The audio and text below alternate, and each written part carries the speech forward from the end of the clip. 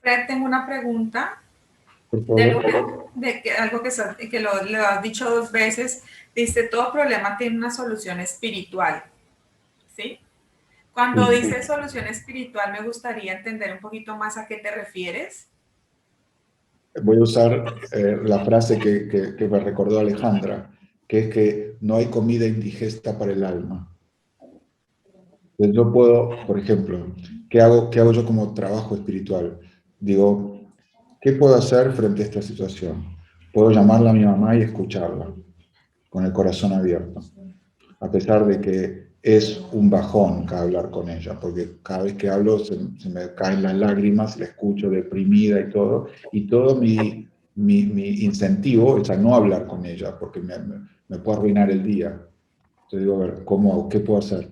En este momento, lo más noble que puedo hacer es acompañarla, escucharla, dejarla que me cuente de su pena, de su amargura, de su tristeza, de su bronca por todo lo que está pasando, no reaccionar, darle contención y solo decirle, te quiero mucho, mami, lo siento, y sí, tienes razón. Sin mentirle tampoco, sin decir, no, no te preocupes, todo está bien, no está bien. Me dice, sí, está todo muy mal, le digo, sí, está mal y va a estar peor, porque esto no se va a resolver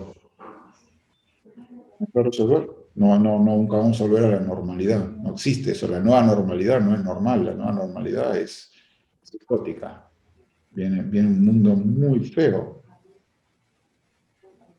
Y no, no le voy a mentir, pero tampoco la voy a deprimir. Entonces, esa es mi solución espiritual. Es procesar mi amargura, mi tristeza, meditar sobre eso y decir, puedo contener eso en mi corazón sin perder las ganas de vivir, el amor, las ganas de ayudar a los demás. Y por el contrario, es decir, este es el reto que nos toca vivir en este mundo tan oscuro. Y como dice el Talmud, el justo entre los justos es justo, pero justo entre los injustos es doblemente justo.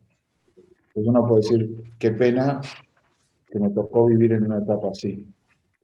O puede decir, qué gracia que me tocó vivir en una etapa así, porque aquí es donde puedo hacer una gran diferencia. Entonces, esto es una solución espiritual.